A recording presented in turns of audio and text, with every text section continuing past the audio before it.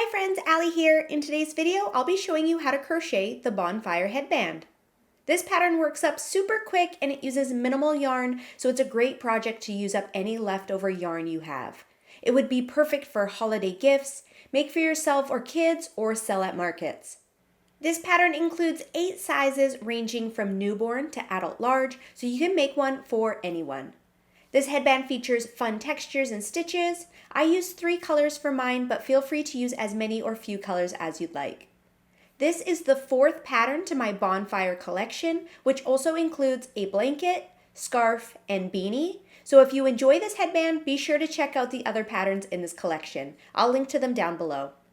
You can find the free written pattern for the Bonfire Headband on my website, theturtletrunk.com, or grab the ad-free printable PDF from my Etsy and Ravelry shops. I'll link to all the places in the description box. Now, if you're ready to get started, let's head over to our supply list and our size chart. For this pattern, you'll need medium 4-weight yarn, a 5mm or H crochet hook, a yarn needle, and scissors. Here is our size chart. The instructions in the video will be in order from smallest to largest. In the first column, you'll see the head size. The second column shows the headband size, which is 1 to 2 inches smaller than the head size since the headband will stretch. If you want to customize the circumference, you can chain any even number for your foundation chain. In the third column, we have the headband height. If you want to make your headband larger, then you can repeat any of the rounds. Just make sure if you adjust the first stripe, you do the same for the last one so that they match. Then in the last column is the yardage needed for each size and color. We're going to start with color A and begin by making a foundation chain. So start with a slip knot on your hook. You'll see in the top right corner how many chains to make for each size from smallest to largest. To make a chain, yarn over and pull through the loop on your hook.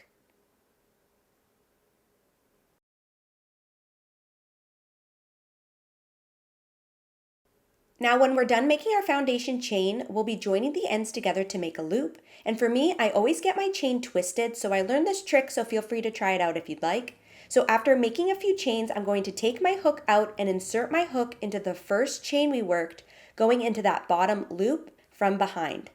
Then I'm going to go back into the last chain I worked and just continue as normal, ignoring that first loop on my hook, just working your foundation chain normal. Then when we get to the end, I'll be able to pull through this first chain to make my loop and it won't be all twisted. I find this really helpful, but if you don't have a problem with twisting your chain, then you can just skip this and just make your foundation chain as normal. But I'm going to continue on just ignoring that first loop on my hook, continue making your foundation chain, and I'll catch up with you when we've reached the end.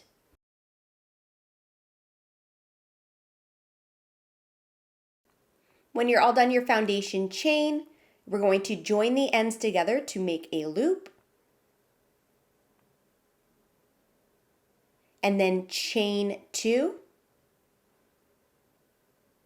Now we're going to be working back into our foundation chain for row 1. And instead of working through the top loop of the chain, we're going to work in the back bump. So if you look at the back of your chain, there's going to be a little loop on the back. That's called the back loop, and we're going to work through that back loop. And that's just going to give us a nice bottom edge to our headband. If you don't want to do this, you can just work through the chain as normal, work through that top loop, but I really like working in the back bump to give our headband a nice edge at the bottom. So if you look at the back of the chain, you can see the back bump there. It might be difficult to get through the first one, but once you start working into them, they become a little bit clearer and easier to get through. So we are going to work 1 double crochet in the back bump of each chain around. And you'll end up having the same number of stitches as you do chains. So the chain 2 does not count as a stitch, so we're going to start into the same chain that we joined to. To double crochet, yarn over, insert your hook into that back bump, yarn over and pull up a loop, yarn over, pull through the first 2 loops on your hook, yarn over, pull through the last 2 loops on your hook. And then we're just going to repeat that all the way around for round 1. 1 double crochet in the back bump of each chain around.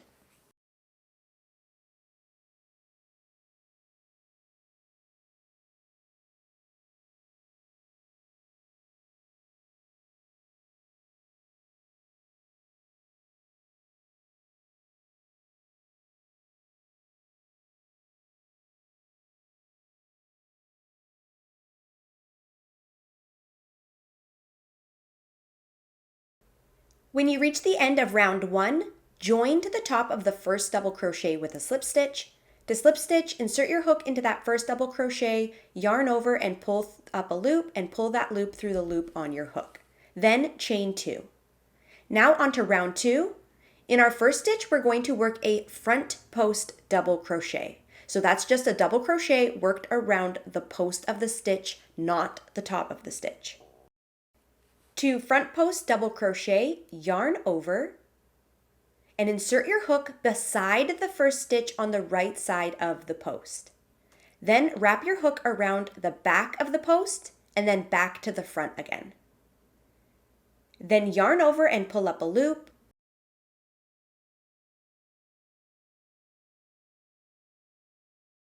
Yarn over, pull through the first 2 loops on your hook, yarn over, pull through the last 2 loops on your hook.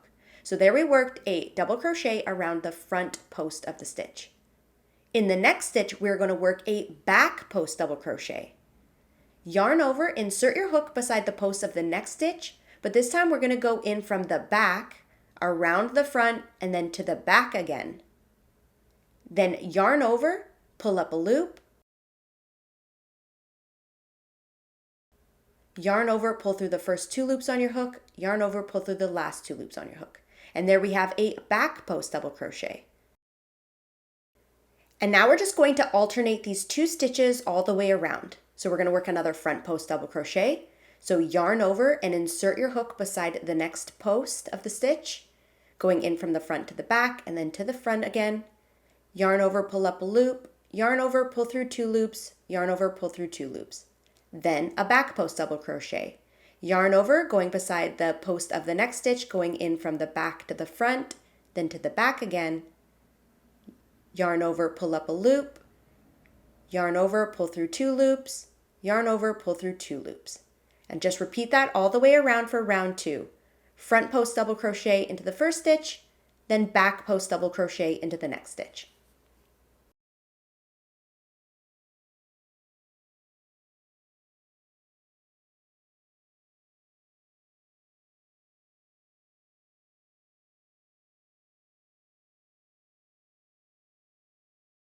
When you get to the end of the round, we're going to join to the top of the first stitch with a slip stitch and chain 2. Now for our next round, we are going to work the same 2 stitches, but just the opposite order. So we're going to start with a back post double crochet and then work a front post double crochet in the next. So you're going to work a back post double crochet around the front post double crochet from the previous round and vice versa. So yarn over and insert your hook behind that first front post double crochet from the previous round, going in from the back to the front and then to the back again. Work your back post double crochet, and then in the next stitch we're going to work a front post double crochet. And we're going to repeat those 2 stitches all the way around for round 3. So back post double crochet into the next stitch, front post double crochet into the next stitch.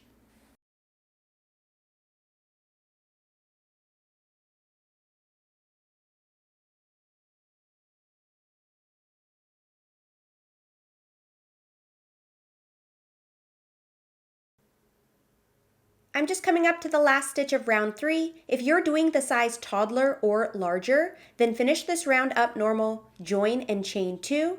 But if you're doing one of the 3 baby sizes, then you are going to change to color B here and move ahead to the middle stripe. I'll put a timestamp in the description box, so move on to there and I'll show you how to change color and how to do the middle stripe.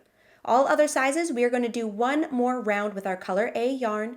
So for this round, we're going to repeat round 2. So work a front post double crochet into the first stitch, then a back post double crochet into the next stitch, and repeat those 2 stitches all the way around.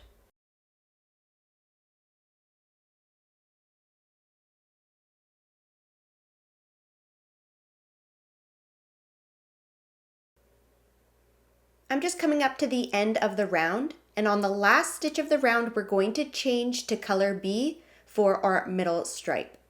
So our last stitch of the round is our back post double crochet. So start your back post double crochet as normal.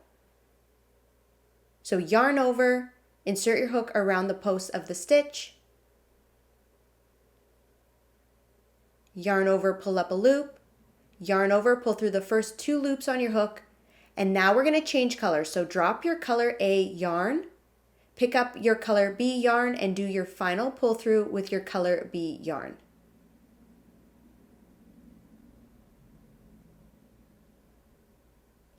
And now we're going to continue on with color B. We're all done with color A, so you can cut that off. So join to the top of the first stitch and chain 1. And now we're ready to start our middle stripe. So this is going to be round 4 for the baby sizes and round 5 for all of the other sizes. For this round, we're just going to work 1 half double crochet into each stitch around. To half double crochet, yarn over and insert your hook into the stitch, yarn over and pull up a loop, yarn over, pull through all 3 loops on your hook. So just work 1 half double crochet into each stitch around.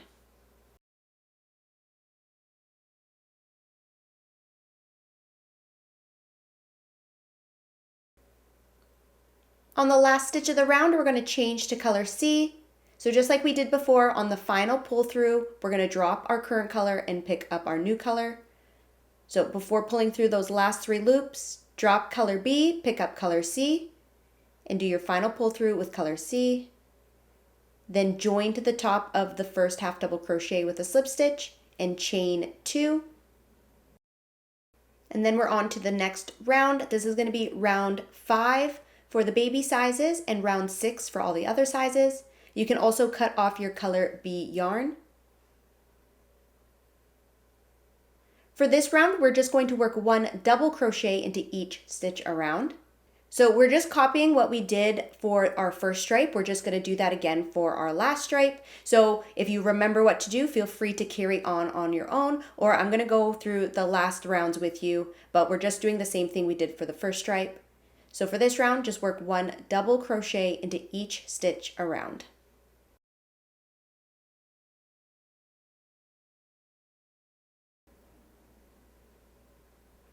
At the end of the round, join to the top of the first double crochet with a slip stitch and chain 2. For the next round, this will be round 6 for the baby sizes and round 7 for the larger sizes. And we're going to repeat what we did for round 2. So work a front post double crochet into the first stitch, and then a back post double crochet into the second stitch, and we're going to repeat that all the way around. So front post double crochet in the next stitch, and then back post double crochet into the next stitch.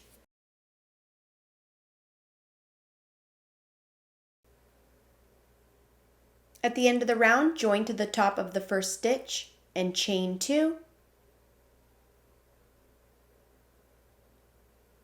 For the next round, this will be round 7 for the baby sizes and round 8 for the larger sizes.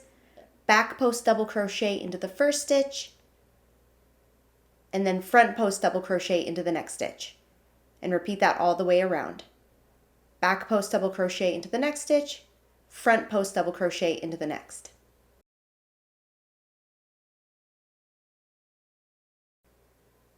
At the end of the round, join and chain 2. If you are doing the baby sizes, you can join and cut off your yarn and you are all done. So tie off your yarn and weave in your ends. If you're doing the toddler or larger sizes, we're going to work 1 more round. So for round 9, work a front post double crochet into the first stitch and a back post double crochet into the next stitch and repeat around.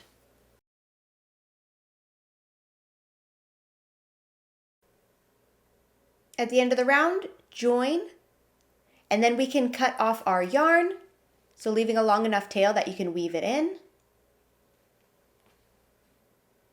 And then you can weave in all of your ends on the inside of the headband, and then we're all done. And here we have our Bonfire headband. Thank you so much for watching. I really hope you enjoyed this tutorial. Don't forget you can find this pattern and many more free crochet patterns on my blog, theturtletrunk.com. If you enjoyed this pattern, be sure to check out my other bonfire patterns as well. Thanks again for watching, and I'll see you next time.